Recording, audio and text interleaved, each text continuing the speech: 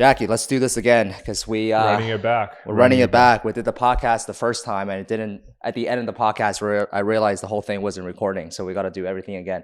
The podcast was so good, that's why I want to do it again. If it was a bad podcast, I probably wouldn't have done it again. But yeah, it was good. It was good. I enjoyed it. You're the hustler of all hustlers, man. How many different types of businesses have you done? List them out.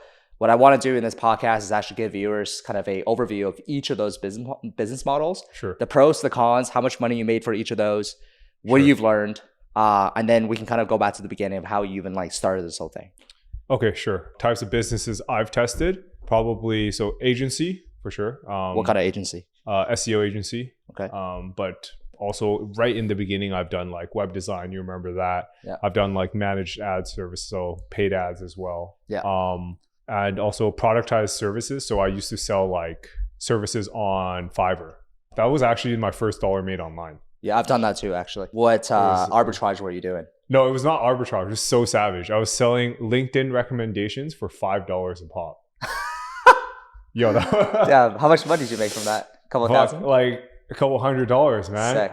Yeah. But it's like it opens up your like your mind, right? It's like the red pill and the blue pill, right? Yeah. You're like, oh my God, I can actually make money online, right? Yeah, so embarrassing. But yeah, I expanded from there on. So productized services, did dropshipping, done FBA, the couple of FBA brands I've done, found decent success. I definitely see the potential in it. Failed, flopped a couple. I've done dropshipping. So probably made my first like $1 million doing dropshipping. We got D2C, so direct to consumer. I have e-commerce. Dinnerware brand, content sites. So driving traffic via SEO and then getting affiliate deals or monetizing off of display ads. And then more recently, it would be newsletters. So like I have a marketing newsletter called marketingletter.com. And it's going well, doing decent revenue there. Now I have a YouTube channel doing podcasts similar to this one, but way lower production value. It's just me trying to invite people way above my pay grade and just like chat shit. So that's the current vibe. Yeah. I actually want to talk to you about the Fiverr stuff. So what I used to do was I used to arbitrage Fiverr and Craigslist. So I would pretend that I can create graphic designs and video. I can create graphic designs. I can create business logos, business cards, and then I would list it on Craigslist. And then I would subcontract that out on Fiverr. And then I can get like a graphic design card done for like $5 to $10. Sorry, a business card for $5 to $10. Mm-hmm. And then I'll sell that for like $200. So I actually made like a few $1,000 that way. It was pretty sick. Damn. Yeah. Nice. Yeah, but you had the sales skills that I didn't, remember? Yeah, true. I was like, I think I've gotten a bit better, but I'm still kind of awkward. Yeah. But I think growing up, I was super awkward. Like I didn't want to talk to anyone. That's why I actually moved towards SEO, because you don't have to talk to anyone for that. Yeah. So funny story about Jacky and I. So when I first started working at Yellow Pages, Jacky started his agency, which is called Indexy, and he was selling SEO services. And I basically approached Jacky. I was like, yo, why don't we partner up? I'll be a sales guy and then let me sell some advertising for you. And I'll never forget, because we got a inbound lead from a realtor. His name is Eddie. And we met at Jacky's parents' house and we sat on the table. And then we basically pitched a service for like $2 or $3 grand a month, which is like quite a bit. And then they ended up saying yes. And then I drove to Jacky's house like the week after, and he put like some cash in the envelope. I opened up the envelope. There was like $500 in there or something. I was like, dude, I'm rich. Yeah, that was the craziest time. And then every time it automatically like renewed. Yeah. I would drive over to your place and drop off like an envelope of cash. It was crazy. I don't think I've ever felt richer in that moment. Yeah, no, I agree, man. So why don't we do this? Why don't we actually give kind of a background? Like, how did this even all start for you? I mean, you've done so many businesses. Mm-hmm. Yeah, sure. So as you know, went to UBC, studied electrical engineering. I think at the time I didn't really want to do it, but I felt like I was good at math and the logical next step was engineering. So that's what I did. Yeah, failed a ton of classes, knew I didn't want to do that. So in my third year of university, right before I failed my final exam, I was like, Googled how to make money online, found SEO, knew I wanted to do marketing. So I found an internship in Berlin and then just went. And that's when like my kind of career started. All right. So a lot of people go to, good schools. UBC is a great school. It's hard to get in. Like you need like high 90s average to get into UBC, especially for engineering. Mm-hmm. And a lot of people will be like, all right, there's no way that I can drop out now. Like I got to go through this. This is the safe path. Was there a moment where you made the decision of saying like, yo, this is just not for me? Because I'm sure a lot of other people don't like engineering as well. Not everybody in engineering likes engineering. Yeah. But you made the decision to be like, yo, I can't do this anymore. I'm going to Berlin. Like that's a big decision. Yeah, glad I did it. I just knew I hated it so much. I just failed so many classes because I didn't like it. Not because I'm like particularly dumb or I couldn't do the math. It's just I had no interest in it. So I didn't put effort in it. So didn't go to class, failed. But yeah, I actually ended up graduating. Glad I did. Did that for my parents actually. Didn't really need to do it. I was like making a steady living already. Yeah. Were they like super conservative Chinese parents who was like, hey, you need to become an engineer now? Like, what did they say about you going to Berlin? They were into it actually. So that's okay. They knew I didn't like engineering, but they knew I'd figure something out. I think at the time in university, I was working part-time job, doing relatively well. Like I remember I worked at GNC. That's where I got like, I became less awkward because I had to like sell supplements and shit. Yeah.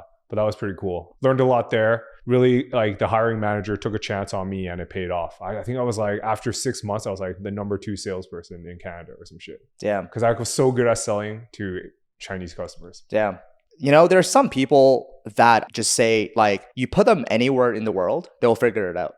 Like you throw them in a jungle, they'll find a way out. They'll find a way to thrive. You put them in a job that they've never done before, they will find a way to become number one. And I feel like I have some friends that they're just absolute killers, But the thing that's lacking is like the risk-taking ability. They're so comfortable with where they're at right now that I'm like, dude, you're like the captain of the basketball team.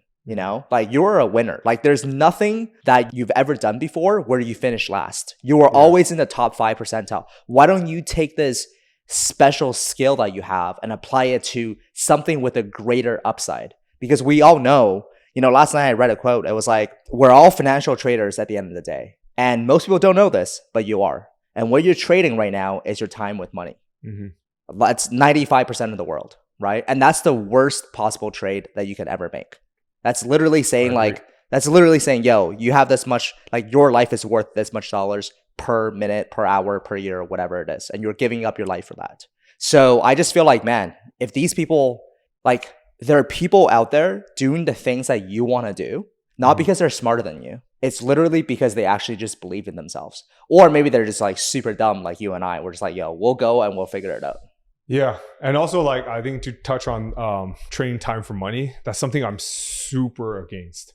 Even people who have found like wild success and doing like coaching or consulting gigs at like, they'll be flexing. They're like, yeah, I bill at 1 to 2K an hour. Yeah. But that's the wrong unit of measurement. Yeah. It's like you should be trying to make money when you're out golfing, for example, or when I'm at the gym, money's still coming in. I'll get Stripe notifications. That's what I'm trying to go for. I don't want to be, even if I'm solidly booked for the next 3 weeks, booking at 1K an hour, that sounds like the worst life for me. I don't want to be on calls. Yeah. Like that's not the lifestyle I want. I want to be making money. It could be less, but I don't want to be actively working at all times. Yeah. And dude, and that's like what I don't like about, for example, like stock trading, right? Yeah. Because like you've done that before as well. We've like just degenerated our way into, we can talk a little bit more about that. But like the issue with stock trading, to me at least, and I don't understand fully about stock trading, so this is probably quite naive for me to say. I'm actually interviewing a girl named Humble Trader, Shay. She's in Vancouver. She has I know her. Yeah. She has like over 1 million subs on YouTube. She's crazy. Yeah. I'm interviewing her in like a couple weeks here. So I'm super stoked on that. But like the thing that I'm kind of against with stock trading is exactly what you said, because you have to wake up at like 6:30. That's number one. That's shitty. I don't want to wake up at 6:30. Yo, and by the way, would you say like one of the best things about being an entrepreneur is the fact that you don't have to set our alarm clocks? Yeah, but I still wake up early, dude. I'm like up at 7, 8 every day. Yeah, but that's your choice. It's not like you don't have to, I have to get up. Like if you want to sleep in, you can. Yeah, it's true. Yeah. But the thing is, there's trade-offs, right? Yeah. Because I don't know about you, but I personally love what I'm doing. Dude, every night I go to sleep, especially if there's like a new project brewing, I'm hyped to wake up. Yeah. And I can't wait to get in front of the computer. My girlfriend's like absolutely punching the air all the time. She's like, yo, what the heck? I'm like, no, man, 7 a.m. I'm right in there. Waking her up, disturbing her sleep. But I don't care. Yeah, just smashing keyboards. Smashing it, dude. I'm like making lists and shit. Yeah, it's great. But what I was saying about stock trading was that you're trading time for money, right? Like if you don't trade, you don't make money. Now, maybe I'm wrong, but I'm pretty sure that's how it works. Like you have to be actively trading, right? You can make passive income. So, or maybe you can't, maybe I'm wrong, but let me know in the comment section below. So I would love to talk to you a little bit about each of these business models, right? Mm-hmm. So why don't we start with the one, and by the way, Jacky has been publicly documenting his entrepreneurship journey and his net worth publicly on Twitter. So it's called Built in Public, where every single month he will send out an email of his net worth. Like this month I made this much from this, and this. So if you're interested in checking that out, where do they go? Marketingletter.com. Okay, marketingletter.com, and that's his newest scheme. Yeah. But why don't we talk about each of these? What I love to know are, like, to give it some structure, right? What are the pros and the cons and the biggest skill set you've learned from each of these? Or what's the biggest, maybe that's a bad question. The pros and the cons. Mm-hmm. And what is the number one advice you will give to someone that wants to actually do that business? Let's do that. Sure. So where should we start? SEO. Agency? Let's do agency first. Okay, agency. Pros, cash flow. It's great. You get paid right away. Cons, margin. So once you reach a certain scale, so every agency, they'll eventually, even if you start off at a high margin, you'll eventually end down to like 10 to 20% margin. Because you have so many people on your payroll. Is that the biggest expense when you scale? It's just people. Yeah, when you scale. So I like to keep it like very, very profitable right now. So my margins are way higher than that. But and what else do we have? Honestly, it's like you get to work on different types of projects. So if you get bored easily, I think agency is a good way to do it. Con is you're like someone's bitch, dude. Yeah, kind of sucks. But yeah, so like to give your audience a bit more context, like I was a couple of years ago, I actually scaled up the agency. You probably don't know this, actually. I scaled it up to like fucking like $250K a month. Oh shit, wow. But then my content media businesses started to pop off because we started it as like a case study, like, you know, practice what we preach. We're going to have our own businesses and use that as a case study. But those started to pop off. So I was like, all y'all clients, dropped most of them, kept the select few. And then I was like, I'm rolling in dough with like these content sites making like 100K a month. It wasn't like, it didn't replace it, but you know, 100K, I was like, I'm good enough to, you know, kind of roll with this. So kind of fired a ton of clients, but Google algorithms like slapped a lot of my content sites. Like it went to not zero overnight, but it went to like 20K overnight a month, like from 100 to 20K overnight. So I was like, all right, fuck, I guess we back now. So now I do like a blend of agency and own businesses. So agency funds like my the swings that I take with my own businesses, so to speak. Yeah. And I can tell your audience, I think last month the agency did a total of probably like 70K US a month. Oh, wow. And out of that, how much money would you say is take home? Take home, probably like, I'm ballparking. Books aren't done yet. So don't worry, CRA is not watching this. They probably are. Been audited 3 times for building in public. But dude, it sucks. Dude, we'll talk about the trade-offs afterwards of doing that. But probably 30K. Oh, that's pretty good. It's pretty healthy right now. But yeah. 30K. And how many clients is that? Minimum retainer size is 5K, but we have all the way up to like 20K. So gotcha. Like, I don't know, do the math. Five or six clients kind of thing. It's not that bad. But we have like people in place doing the work, and then I'm kind of like account manager. It's not that bad. Gotcha. And how big is the team? I think we're up to 17 full-timers. 17 people? Yeah, but like a lot of offshore, some contractors here and there. But like with contractors, everything, I think we're probably in like 30s. Gotcha.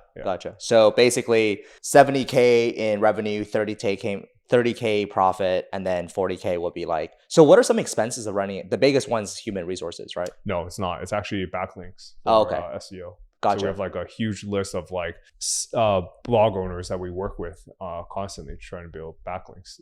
Backlinks when another site links to your site, and that's like a vote of confidence from Google's eyes. Yeah. Gotcha. Cool. All right. So agency, what's the number one? I mean, someone's watching this right now. They're like, yo, that sounds sick. I want to do that. I'm introverted. I'm weird like Jacky. I'm awkward. I love being someone's bitch. I love servicing people's clients. But they love SEO. They want to get started. What would you like? What's the biggest tip you'll give to them? So I think SEO industry, a lot of people just sell, and that's like an issue. I think you should have a case study. So you should build up an asset via SEO and just talk about it, and then clients will just start flowing in. That's what I've done actually on Twitter. Lately. Yeah. So I reveal literally everything. Every dollar I make, I talk about it, and people seem to like that because they don't want a lot of SEO agencies. They've like never run a business. It's not their business. They won't treat it as a business. And honestly, they probably never ranked their own businesses before. Right. A lot of SEO agencies have shit SEO themselves. Yeah. So that's not the case with us. We make 50% more revenue from our own businesses than from the agency. So it's kind of like a byproduct. So we just use those as case studies and you'll get clients in. But yeah, it's with agency businesses, I don't even think I'd recommend starting an SEO agency. I'd say like, if you want to start an agency, just start reaching out to people, doing stuff you think is popular. For example, cutting TikTok clips. I think that's really fire right now. People have a solid offer. Reach out and try to cut their podcast clips for them. Say like, I'll do it for free. If you're young, I'd offer to do everything for free. Just get your foot in the door. If people like your work, they'll pay for it. Yeah. Because it's like an easy offer. Yeah. No-brainer offer. Yeah. I think as the internet changes, there are different services that you can provide. Yeah. Right. So before, SEO might have been like the shit. Like there was nothing else. Yeah. So you provide SEO services. Now with the recent uprise of social media, you see shorts, you see TikTok, you see all this, you can provide services for that. So there's different waves of the internet ages. And the other day, because I just had my wedding, which you were there, and I thought of like, dude, I would have, because we paid the photographer and the videographer like quite a bit of money.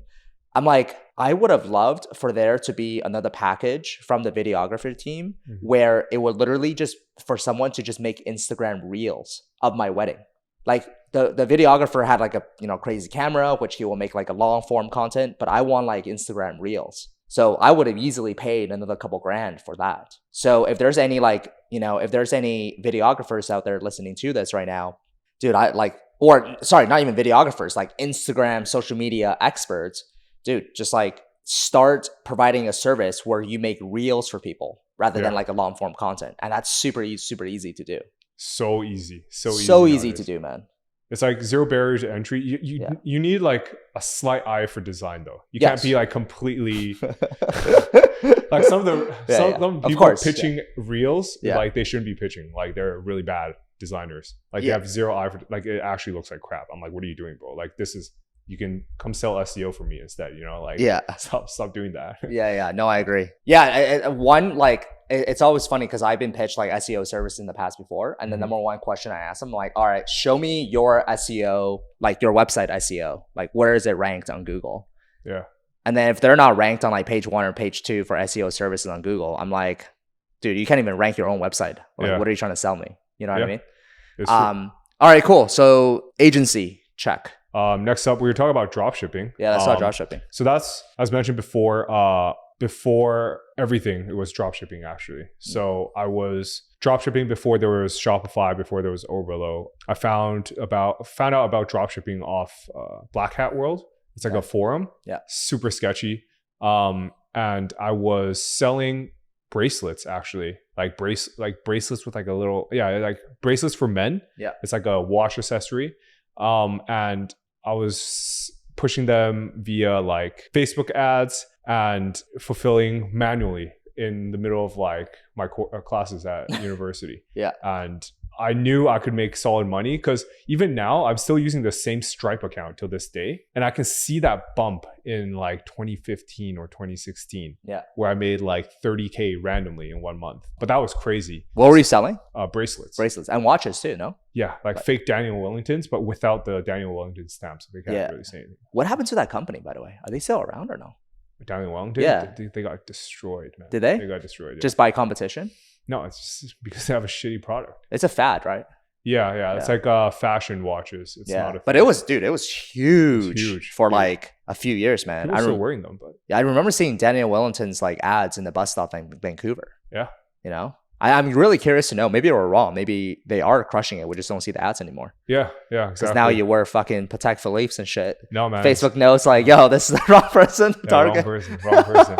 No, but yeah, anyways, found out that could work, but then ended up going to Berlin. Fast forward a couple of years, my business partner, Albert, came up with me. He's like, yo, I have an idea. We should do a dropshipping store, but in the homeware space. Yeah. So I was like, bet, let's do this. We put in $5,000 of our own money each and just going to say, we're going to burn this in Facebook ads just to try to make this work.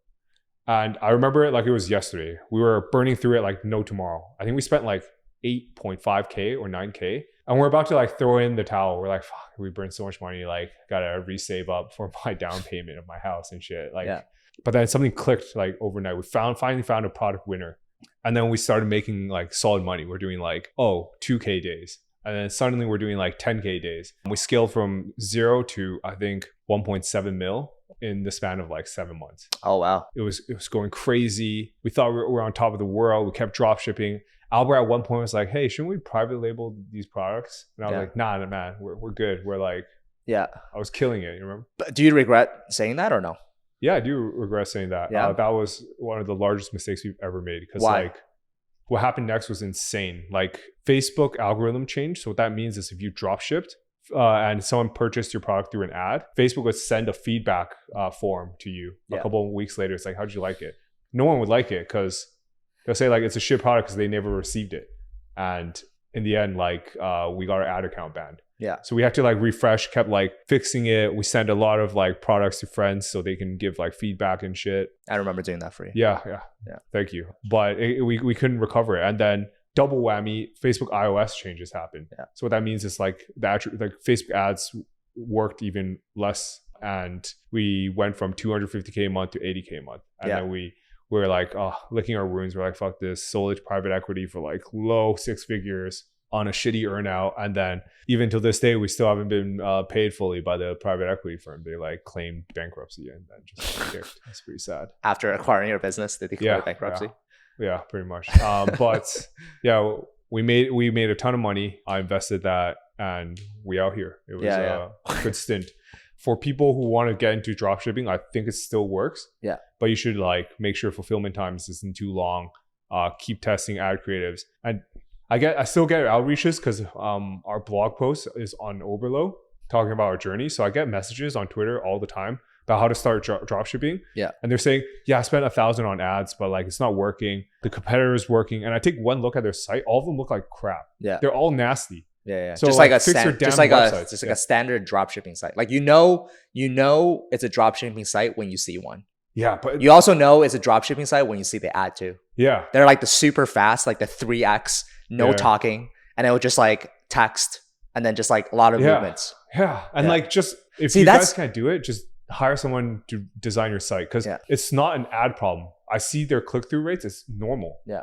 It's like a conversion problem. So what that means is if you have like low cost per clicks on Facebook, it's not the ad problem. It's not a targeting problem because people are clicking. They're just not converting. So all of your website probably sucks. Yeah. If dropshipping didn't work for you, fix it, hire a freaking designer, please. Stop doing that. Yeah. I heard there's a really cool tool. I forget the name of it, but it's like a Chrome extension and you can punch in it's like a Shopify app, I think, actually. And it's like, you can literally go on a website URL that you like, and you can just copy the URL to the app, and then it will give you the exact same website as the one that you just copied. And then you can just like make your changes to it. So it's not difficult. Cool. But that's the thing with customer sophistication, right? It's like nowadays customers are more sophisticated. Mm-hmm. So the example that I gave, I'm like, before I've seen ads like this, I've seen websites like this, I've given it a chance and I didn't receive my stuff. Therefore, why would I burn myself? And like, it's even worse when you have to go through the refund and the dispute. It's like you bought something for $20.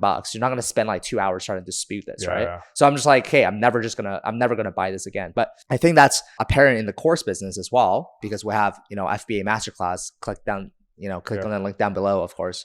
But customers are more sophisticated, right? People have been burned by like crypto, online schemes, courses, and people are a lot more worried now. So I think your offer needs to be great. Your product needs to be great. Your website needs to be great. And it's just like, you just got to like build a real business now rather than like scheming online. You know what I mean? Yeah. And I think that's why a lot of people are like, oh, is Amazon saturated? It's like, bitch, fucking nothing's saturated, you know? Like dropshipping still works. Like everything still works. You just gotta adapt. You gotta make everything better. So pros of dropshipping, cons of dropshipping.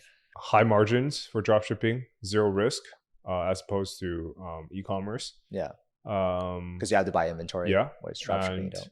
What would you say the cash cons? flow is sick because of the high margins. Yeah. Can scale super quickly because there's no inventory. Yeah. You just crank it.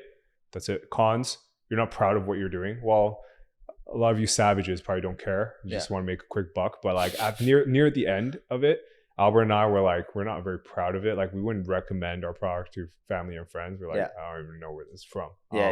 Cons, not very sellable. The multiples on dropshipping sites are like 1.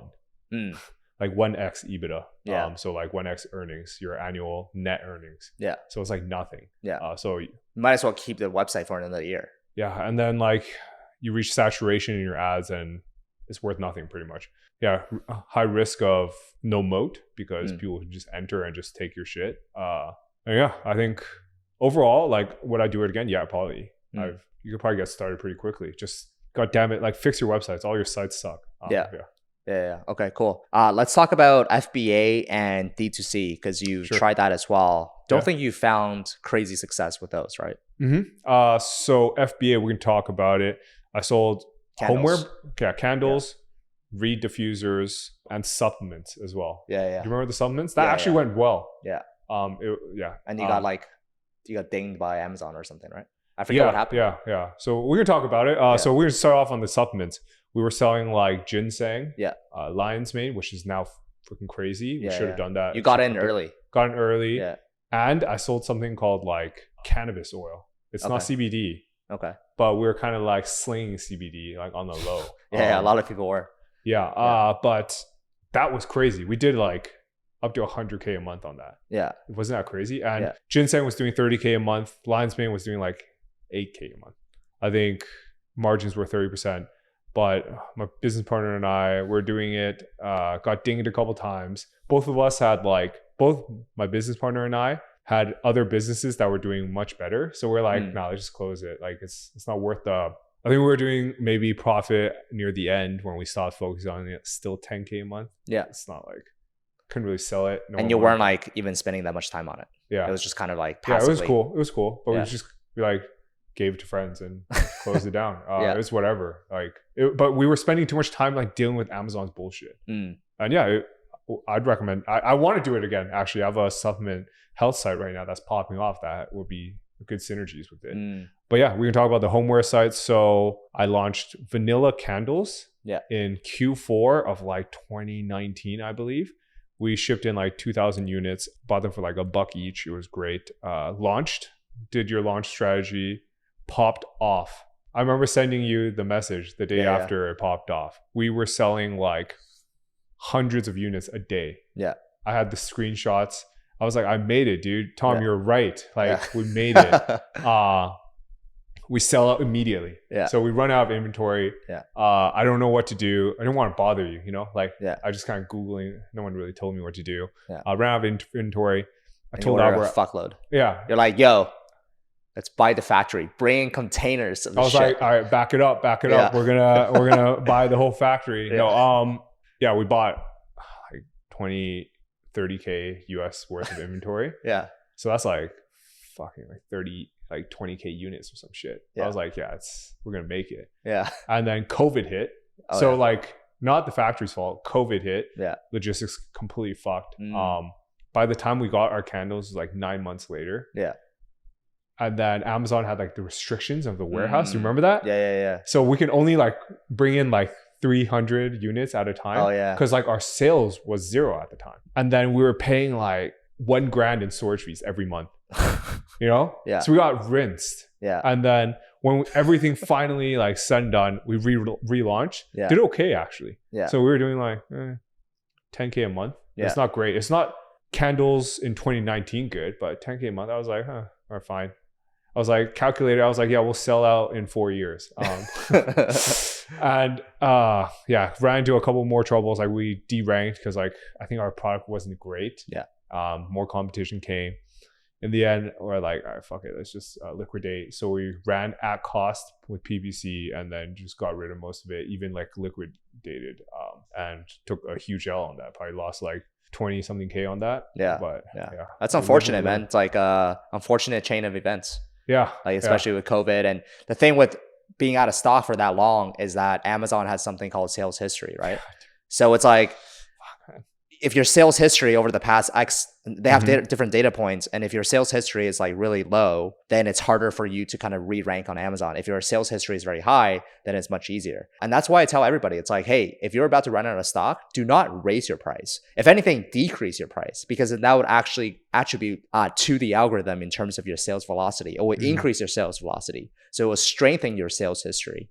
So a lot of people I see like, they raise their prices before they run out of stock. Now, it also depends on how long you're going to be out of stock for. If you're going to be out of stock for like a week, yeah, okay, like raise your prices or whatever. But if you're going to be out of stock for like a month or two, then like definitely do not raise your price. I've seen this people like over and over and over again. And I keep saying this and people don't listen. So, okay, talk about your far and away. Like that you did Kickstarter.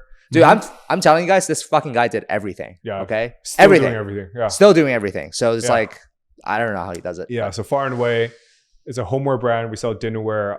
Glad to reveal it because it was Albert and I. So if you guys remember Albert's the guy who approached me about the dropshipping store. So we're like, okay, there's a product market fit in dinnerware. We're going to try this and we're going to do it right this time. We're going to go with family owned factories. We're going to go to a place where they're known for their products and we're going to source like the most quality products. Ethical, family owned. Fair wages, all that good stuff. So we toured Portugal. Went to China. No, went to the sweatshop in China. Yeah. No, but we did everything right. We toured Portugal for 2 weeks. We didn't even have a name of the brand yet. Yeah. And went to like 10 family owned factories. It was great. Yo, were these guys sketching out when 2 Chinamen showed up and was like, They're like, yo, I know. One guy said in Portuguese to the other guy, and like, because we have a sourcing agent with us, he's like, "Oh, watch these guys. Don't let them take photos of our stuff." I was like, "Hey, yo, like we're straight up Canadians, man. Like, what do you mean?" Hey, you can't blame them though, man. Yeah. I would be sketching out too. Fair play. But so we ended up with one. But yeah, it took it was like a long time coming. In the beginning, we did a Kickstarter launch. I would say that was pretty successful. We did like 100K US raise. Sick. Yeah. So that was like our kicks. Like we actually used that capital to launch our brand. Yeah. And a lot of bumps on the road. So like COVID destroyed us. Yeah. The family owned factory took like 12 months to make our stuff. So they took our deposit, but then took 12 months to make it. So that like they were on vacation. They were on vacation 9 months of the year. Or what? Yeah. It's just tough, man. Their European lifestyle. Yeah, pretty much. It's tough, but still working with them. We switched a couple factories, and we're doing pretty well now. We're doing like, I can't really reveal this one, unfortunately, because I have to respect Albert. I think we do mid 5 figures, and it's going well. It's not the home run we were hoping for, so it fell well below our expectations. Yeah, based off of what we did in our dropshipping store. So imagine doing 250K a month in dropshipping, a shitty ass product. Yeah, and then you spend years developing this beautiful product that you're so proud of, and then you're doing mid 5 figures. Yeah, like, what does that do to your psyche? So that's going well. Like it's if it was handed to anyone else, like who's just starting off, they would be over the moon with this performance. But for us, I think it's just like a meh. It's tough, man. It's like you're selling these dinnerwares, and it's like I said, it's like, what's the competitive advantage? I feel like the offer needs to be so. I learned something recently. It's called the SIN offer. SIN stands for, the I stands for irresistible. The N stands for no brainer. The S stands for special or something like that. Mhm. But it's true. Like, and I've seen so many of my students making the same mistakes of launching a offer, launching a product. And it's just like the same as everything else. Now, you guys have like a couple things, working with that. You guys like source locally. You guys are working with a Portuguese manufacturer, good branding. That's all. That's cool and all. But I do feel like there's something missing from the offer. It's just like it's like, oh, cool. Like, this is just cool. But it's not like, oh my God, I need this. I want this. I need this in my kitchen right now. You know what I mean? Yeah, I can see what you mean. And I think this is like a topic of, the Acquired podcast. I don't know if you've listened to them before. I love them, yeah. On the LVMH episode, they talk about this actually. Oh, cool. So it's premium versus luxury. Premium is like an iPhone. Yeah. It has like additional features. Well, hang on. Sorry to cut you off. Yeah. But like, if you're going to say an iPhone compared to like Samsung, whatever, like iPhones are great products. Yeah, I agree. Yeah. Hence why it's premium. Yeah. So premium means this product actually has additional features over the competitors. Yeah. Like, whereas luxury has no inherent like additional features. Right. It's just branding. Better branding, better storytelling, better perceived value. And that's what we have. That's why I would say we're more of like a luxury dinnerware brand than premium, but it's up in the air. So how do you make people think that this is luxury? I mean, first of all, it is luxury. Yeah. Our plates cost probably like 8 times, actually 10 times what we would pay in China. Yeah. But I think it's a lot goes into storytelling. Yeah. So we spend a lot of time with the owners of the factory, talking to them, listening to their history, and then we tell that story to the audience. But do people care about that? Yeah, actually, they care so much about it. And it really resonates, especially with people in Europe. So that's our main market. We actually sell the most in Germany, of all places. Have you done partnerships with other luxury brands? So that you can like kind of hang, like, I think for me, the easiest way to, like, I call this like attachment, right? So basically, if you have this dinnerware plate, you think of, all right, you have this segment of an audience that will buy this, right? It's like a very like, maybe people that live in West Vancouver or something like that, right? People with an income of over like 6 figures or whatever it might be. Bougie ass people, basically. All right. People that have like a gym at Equinox. I'm just like describing myself right now, but, but go touch grass, bro. But what I'm trying to say is the easiest way for your brand to perceive as a luxury brand is actually by associating and attaching, like hanging on to something else that is also luxury. Have you guys explored of like hanging on to something that's also luxury? So that could be like a partnership of some sort, or it could be an influencer as well, right? Like a bougie ass influencer. Yeah, I don't think we actually explored that. So pretty good idea. Gotta speak to Albert about that. But I mean, if you think about this, right? You look at like, for example, I don't wear designer brands, like ever. You never see me in Gucci or Dior or anything like that. But if you take a look at these clothing brands, right? They're luxury. There's no, sure, okay, the sweater might be made from a better material. But like, come on, let's be honest. It's not that much better, right? Like you can probably find the same shit for like a 100th of the price, right? A Uniqlo. But the thing with fashion is that whenever you see a celebrity wearing it, like Justin Bieber or like Drake, that's when you're like, yo, if they're wearing it, then I also have to wear this. You know what I mean? So it's like taking that concept applied to dinnerware brand. If this person's using it, or if this brand is doing it, then I also have to buy this. So I don't know. Yeah. That's just like my take on it. This is a good idea. I think the other argument is, how like these luxury brands are typically a bit flashier.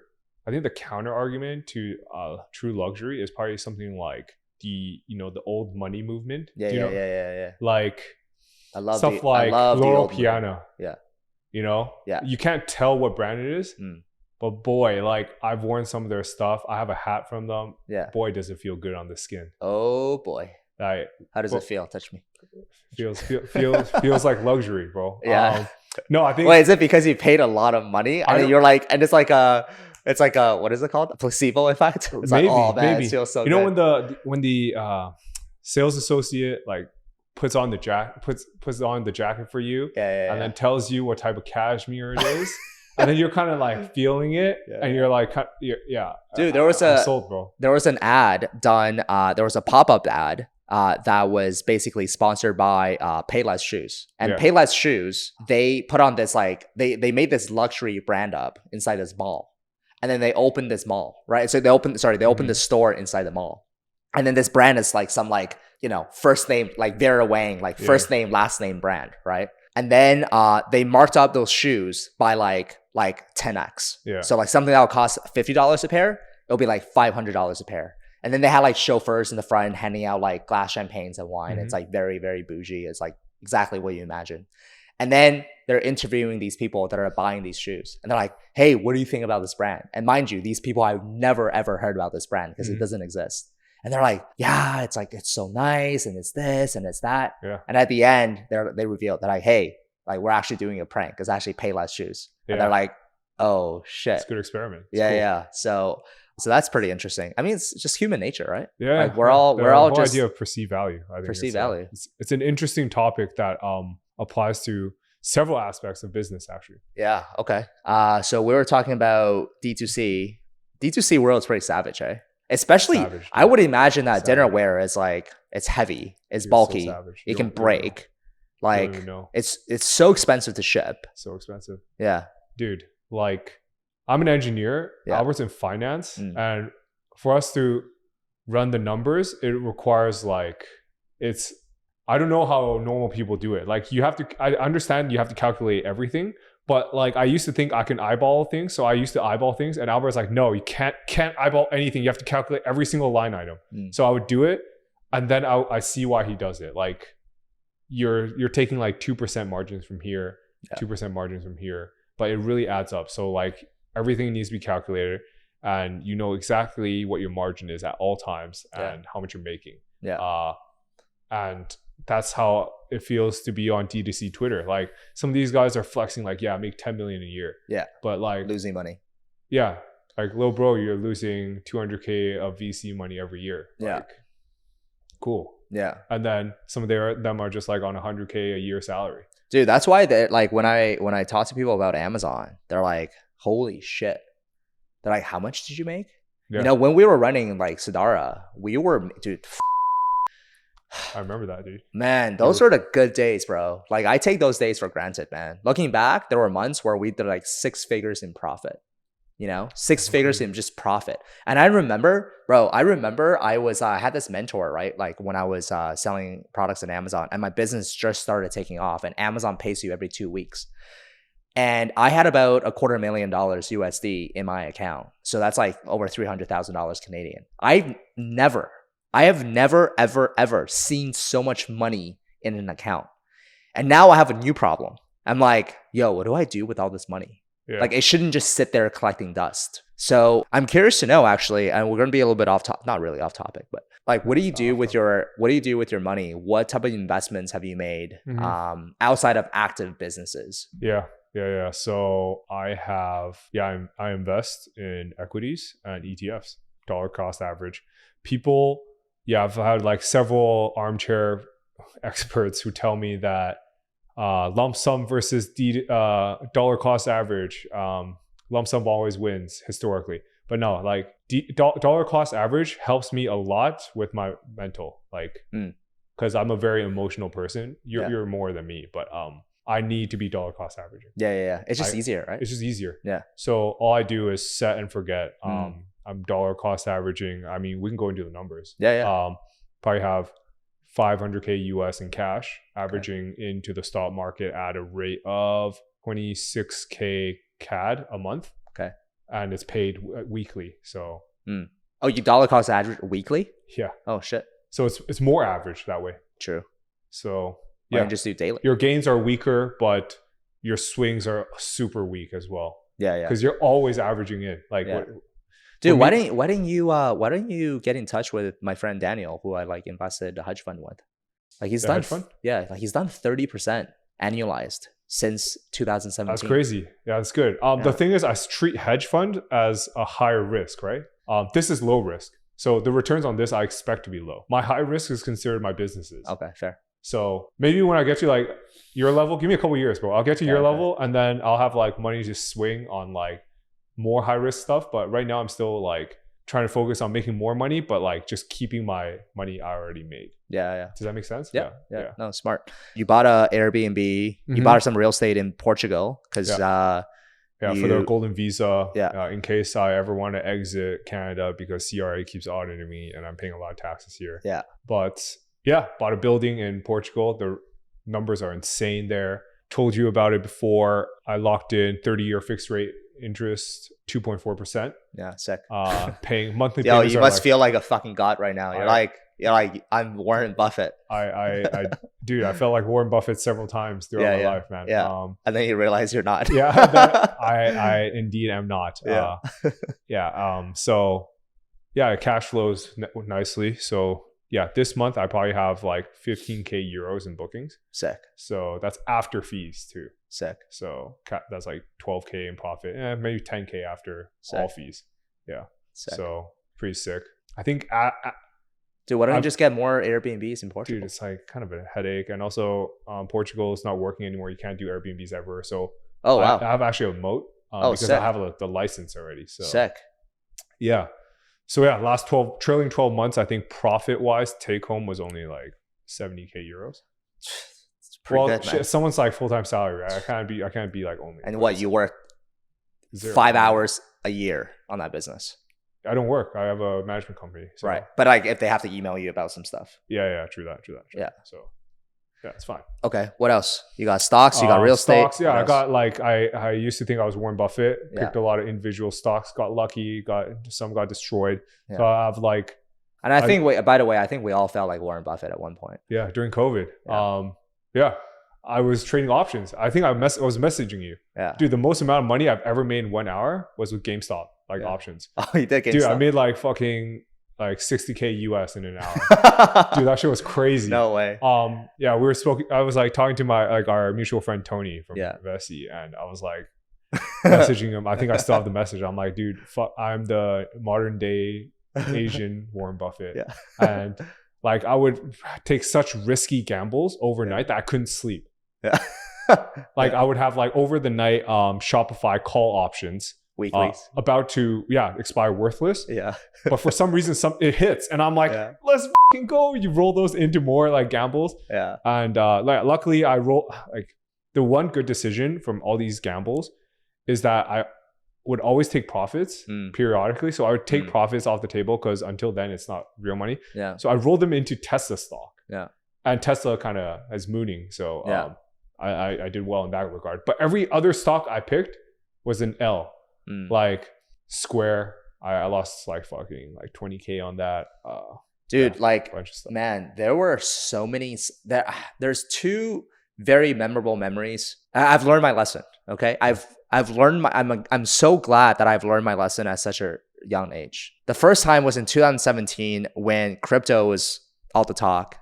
And I remember I went to this sketchy ass attic. It's basically an attic in downtown Vancouver called Einstein.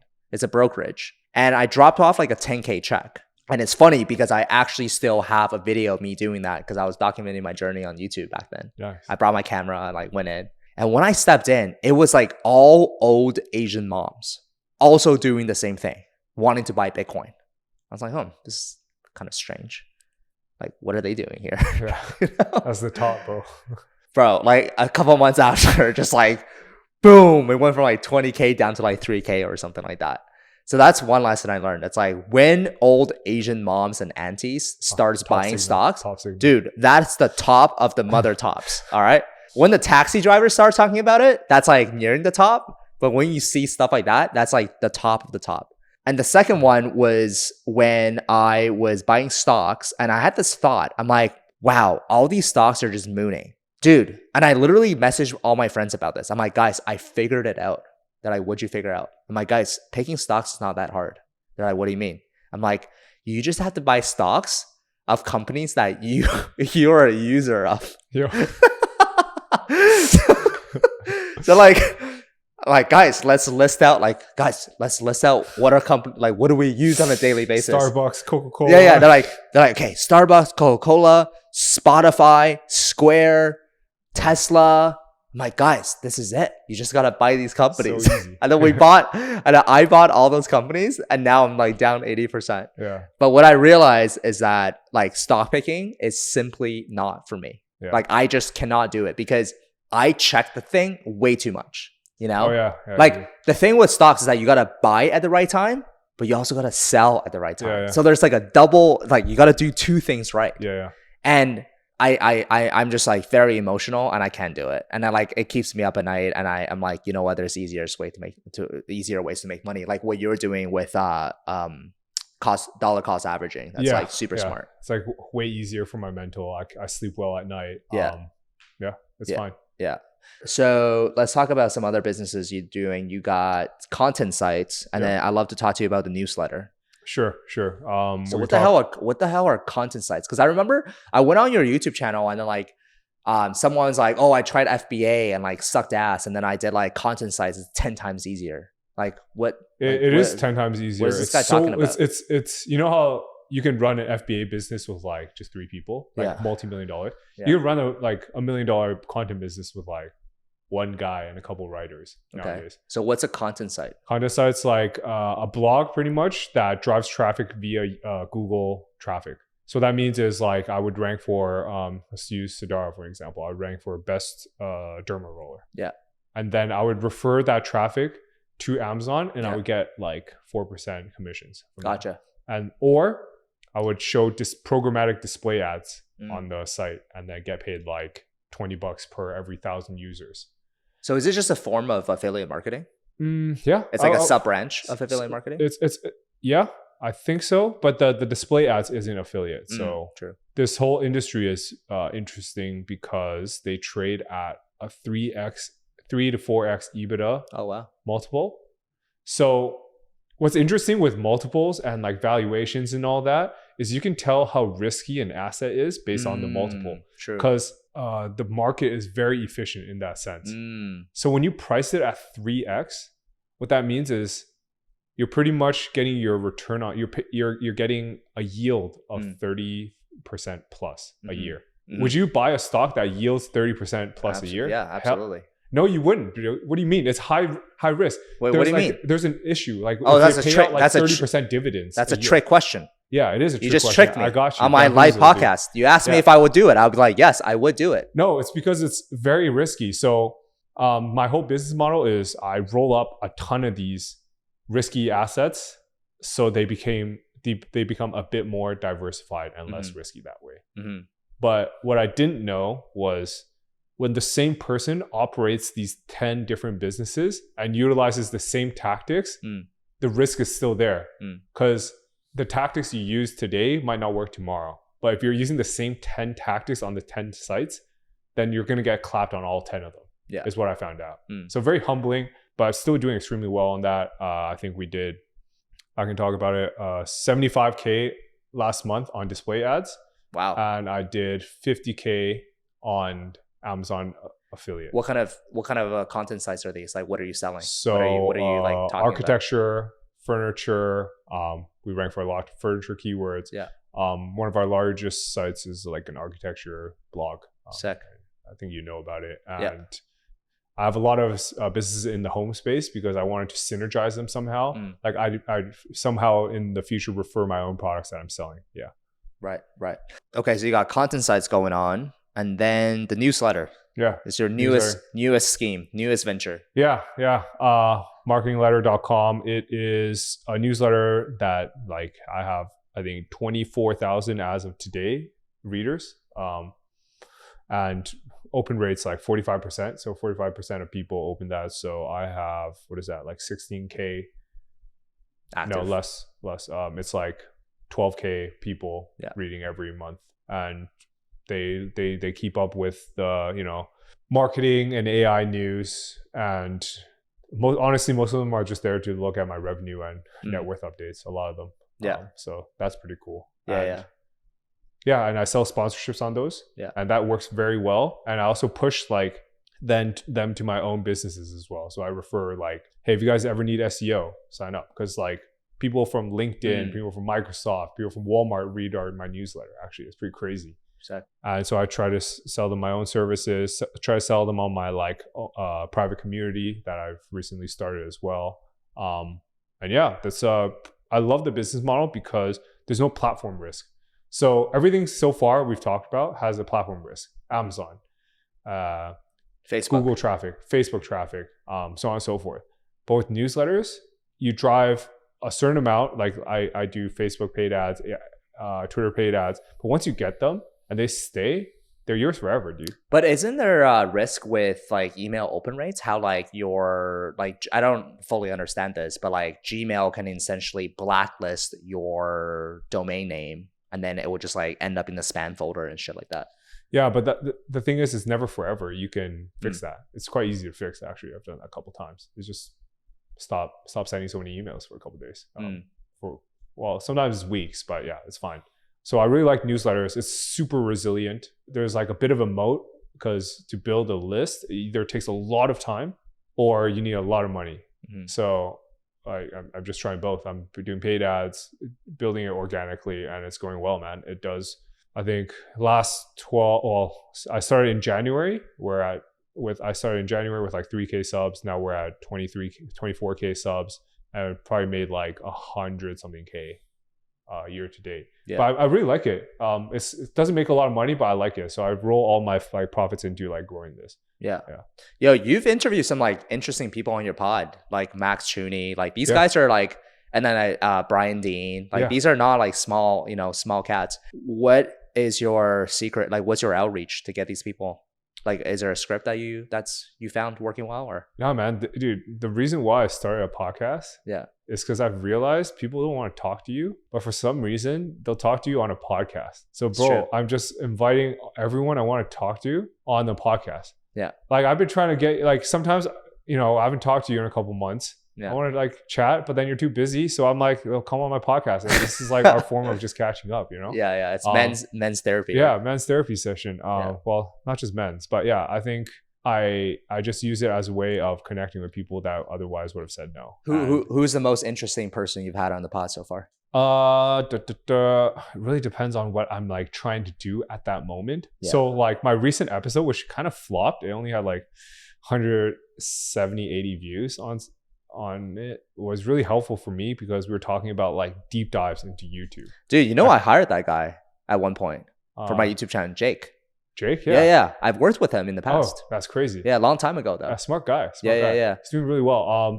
So like he talks about the intricacies of like how important a thumbnail is and how important a title is. Yeah. And then how you have to have like hooks in your video, in the middle of your video. So I'm trying to do that right now. It's pretty fun. So I actually found that really interesting, but no one cares because like my audience is primarily SEOs. So when I put out something that I'm interested in, they're like, fuck off. Like, But if I get an SEO guy on, it'll rack up like thousands of views. So let me ask you this. Would you sacrifice your personal interest for more views? Could do both. I mean, I could sacrifice sometimes and just like want to. Did I tell you about Joe Rogan? How so he's like the only reason why my podcast is so successful is because I just talk about things that I enjoy talking about, like because he has a wide variety of people. Like he just wants to meet people, he just wants to talk to them. And what I learned is the only way to have something that is sustainable is by doing exactly that. Because otherwise you're literally just like selling your soul for views. You know what I mean? Yeah, I agree. And it's like, oh, I got to add this hook. But like, yeah, okay, I guess those things are important. By the way, I think content is shifting in a sense that hooks are actually, the first 3 seconds of a video is actually becoming a little bit less relevant now. Because I think that platforms understand that people want to go deeper. And there's more depth to a content. So I do feel like this whole era of like, hooks. Oh, I got a hook. People are becoming a little bit more insensitive to that. And I do believe that longer form content will actually do well in the long run. But having said all that, I do believe, like, for example, dude, the reason why I'm restarting this pod, man, is because I realize how much I enjoy talking to people. I enjoy how much I'm surprised you stopped. Yeah, I enjoy how much I like to learn from people. And honestly, at this point, I'm doing it for me.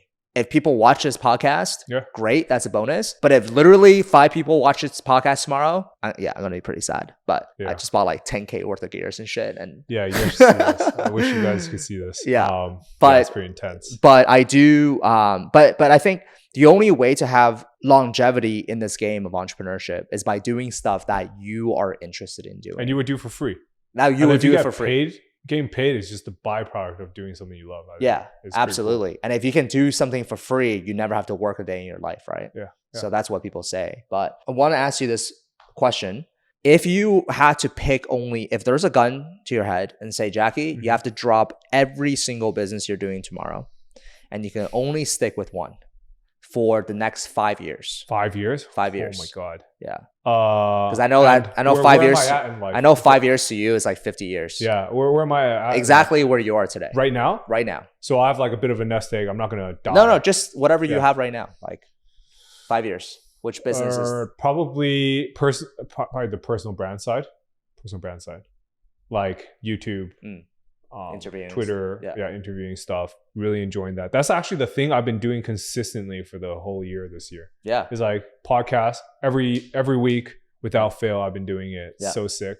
Chatting with so many people, and I like, you know how I'm traveling right now, like around the world. Yeah, I would send out a tweet and I'll be like, anyone in the city, and I would just meet up with people. Yeah, like stranger danger, but fuck it, dude. It's so cool. I just like chatting with people. Yeah, and it's not even in front of the camera. I'm just like chatting with them, seeing like how they're doing, how they came up. I love going to like random ass cities in like a bit less well-off places like Vietnam. Yeah. And just chatting with locals there and seeing how they made it in life. Like some of these guys are doing like 20K a month on like SEO, and they're fucking living like a god. Yeah. And dude, we're stuck in our little bubble, man. Like, you know, I tell like all my friends are entrepreneurs, like most of them.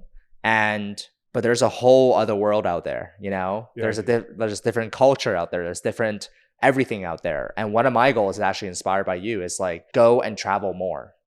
This winter I want to go travel, because the happiest memories that I've ever had in my entire lives were places that were foreign to me, that were new to me, and I was with my loved ones. I was with my friends and like sharing that memory with people.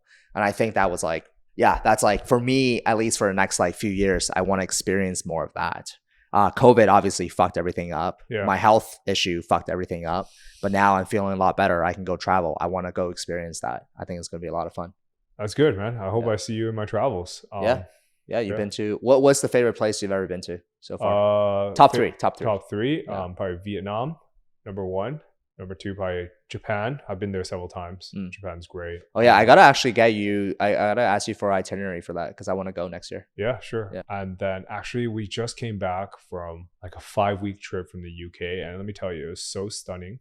And the people we met were so friendly. Like the countryside and like the countryside, man. Oh my goodness, the rolling hills. It's like I feel claustrophobic. Like it felt like you were getting engulfed by like the mountains in the Highlands in Scotland. It was incredible. Wow. Wish I could have shared it with my girlfriend. She was sleeping the whole time, but it was just me driving. I'm like, wow, this is incredible. 6-hour drive by myself. Listen to the Acquired podcast the whole way. Nice. Them, but Nice. It's like these like it's I found from traveling, like it's when traveling, it's not about like these grand places you're going to. It's about like the in-between moments, like you know, the driving through and like talking to people, the locals and shit. Yeah, True. It's nice. True. I agree. Awesome, man. Well, I say we'll wrap it up. Yeah. Yeah, that was a good pod. Yeah, enjoyed talking to you, and excited to see your new scheme later this year or next year or whatever it is. No. And I look at you like a guinea pig, you know? Yeah. It's like, oh, what's Jacky doing these days? Yeah. And it's like, hey, that thing clicks, so maybe I'll try that. Hey, everybody, thank you so much for listening, tuning in. Appreciate all of you guys. If you guys got value from this podcast or YouTube video, then you guys already know what to do. Smash that. Smash it. Button. Smash, destroy it. And like, make share. Sure to comment who else you want on Tom's podcast. Yeah. In the next episodes. Yeah, let me know about that. And if you guys want to follow Jacky, where can people find you? Twitter is the best way. Just Google or search up Jacky Chou, JACKY CHOU. Sick username, man. How much you pay for that? No, I mean it's that's not my username, but that's just Google okay. Me. Oh yeah. Do you want that username? Jacky Chou? Yeah. No, not really. Dude, my Instagram name is Tom Wang now. Is it? Yeah. Straight up, just Tom Wang. Nice. I almost got Tom, but that's gonna Dude, cost Tom me. would be crazy. It's gonna cost me like a. Would you pay? Wait, hold on. No, Sorry. no, I would not pay. Yeah, I would not pay for Tom. 5K. So you would pay. Maybe. Yeah. All right, man. Thanks, guys. See you guys in the next episode. Peace.